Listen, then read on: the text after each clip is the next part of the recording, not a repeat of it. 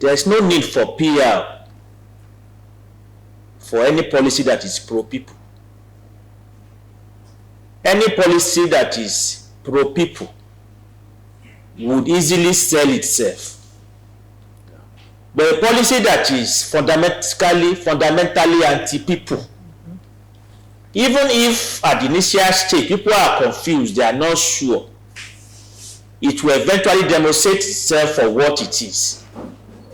And at that point, the mass of people will come out fully to oppose it. And I told that person that what the ERC wants to do today is to put forward our position for posterity. And I remember that in 2011, that was what we did.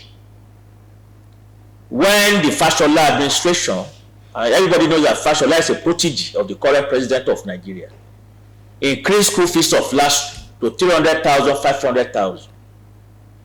It also appeared that the ERC was going to be speaking alone. But 3 years after, the mass of LASU students, the mass of LASU lecturers, realizing the very terrible negative consequence of that policy, decided enough is enough. And they were able to fight and to defeat that policy. Without that struggle in 2013, and the role that the Education Right Campaign played, LASU today would have turned to a barren land.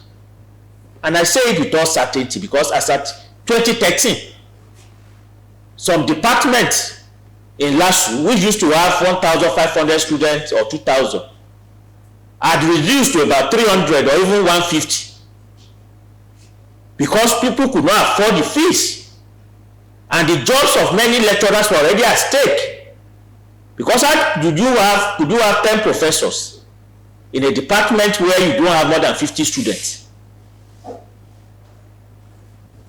So the policy of student loan, even if people are confused about its real intention, people are going to clearly see for what it is at the end of the day. And those who are pushing this policy, we know where they are coming from. Without any equivocation, we can say that none of them will be where they are today or would have received any education of any kind without the free education or subject education policy at certain periods in this country. So that when it comes to the question of whether what we fight for is a reform of this act or an amendment to it, we said it in the press text, that even if this act is amended, it will still not, as far as we are concerned, suffice. Because the act itself issues from two wrong premises. One is that it issues from the premise that Nigeria does not have enough resources to fund public education, which is a lie. This country is vastly rich, vastly endowed, despite the corruption, the plundering of this country's resources. And for journalists, just sit down and try and tabulate how much they said Abacha stole, how much they said, you know, they don't get all of these figures. There's the little that they're able to find. How much they say Abacha steal? How much did Babangida steal? How much did Obasanjo steal? Yaradua, Jonathan, how much was stolen under the Buhari government? Under that government, an 86-year-old man, the accountant general, stole 150 billion naira, an old man. That is just one person. If you calculate all of that, you will see how much enormous wealth exists in this country. What we are simply saying is that that wealth should be utilized, democratically planned to serve the needs of the people. And the needs of people are very few. Give us education, give us health care, give us good infrastructures. That is all people are asking for. But this government does not do that for the people. But it does that for the rich. Go and look at all of the big business people in this country, starting from Aliko Dangote. look at the MTN, look at Glo. All of these organizations and entities are only able to thrive because they are enjoying subsidy from the government, whether in terms of tax holidays or even in terms of direct investment by the government to support them. We know how much the government has used to bail out banks at different periods in this country.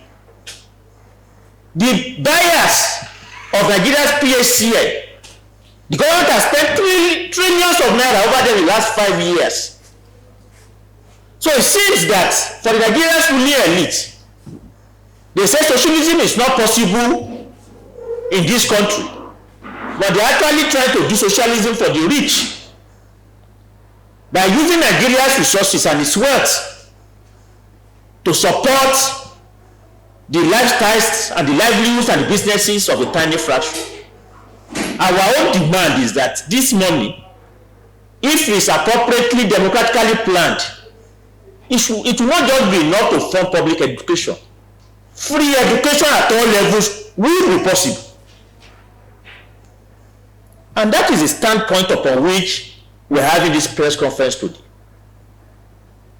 We think that the student loan does not resolve the question of access to education. Of course, the different arguments have already been argued. The other thing is that, and that's the second premise, the Nigerian people are too poor. There's poverty in the land, and that poverty is bound to increase in the coming period. If the current trajectory that we are following continues, Nigeria's population is presently at about 220 million.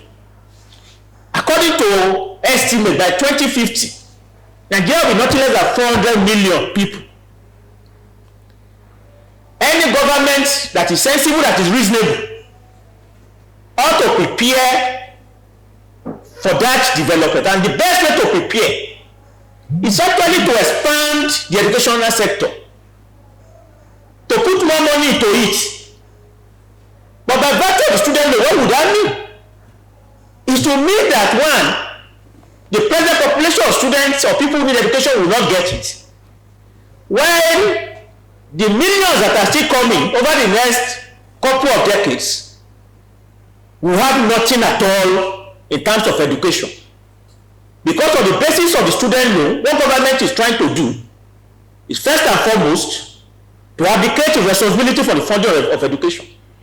Is to mean that even the salaries of lecturers and co will have to be dependent on how much the different universities are able to make, from a student, for the tuition that students pay.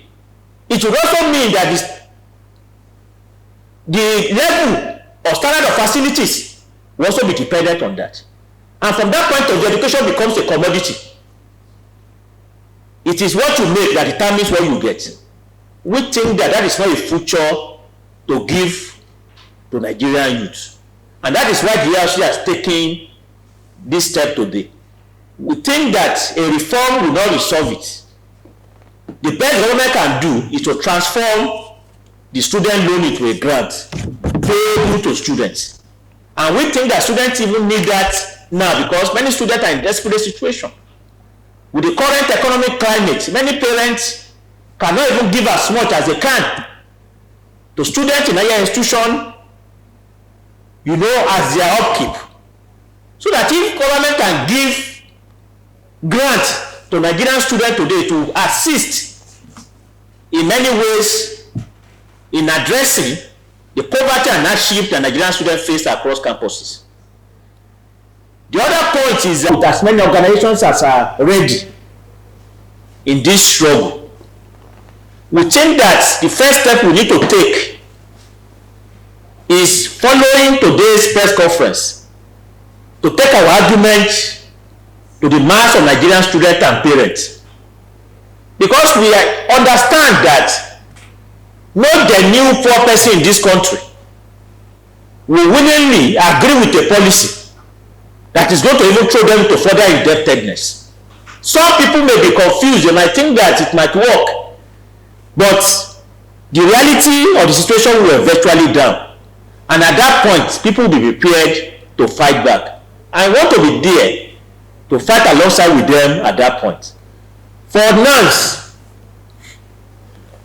our people go to Nigerian students themselves, because it is not possible for a few individuals to continue to pilot the affairs of an association that belongs to millions of students in the way they see fit. The basic requirement of any organization, even if it's a social club, is democracy. For the leadership to take a position based on feedback and agreement of members. The NANS president today cannot publicly ascertain or say that the acceptance of the student loan is based on any democratic discussion with the genuine representation of Nigerian students across campuses. And on that basis alone, students in different campuses can rise up to oppose and nullify their position and demand that a Congress of dance should take place where that policy of the government can be properly deliberated and discussed, because it has implication. Even before now, across campuses, like the comment from UI, yes, presentation from UI has listed, there are already situations of a free hike. Yesterday night, I received an information of new increment of fees at the University of Benin. In University of Abuja is the same, UI is the same across the country, and it's just starting. If the representative of students have a single opportunity to meet the president of a country where such waste of increments and commercialization is taking place, and they are not even putting forward a strong position on that, instead they are singing solidarity song, does it not show a complete absurdity?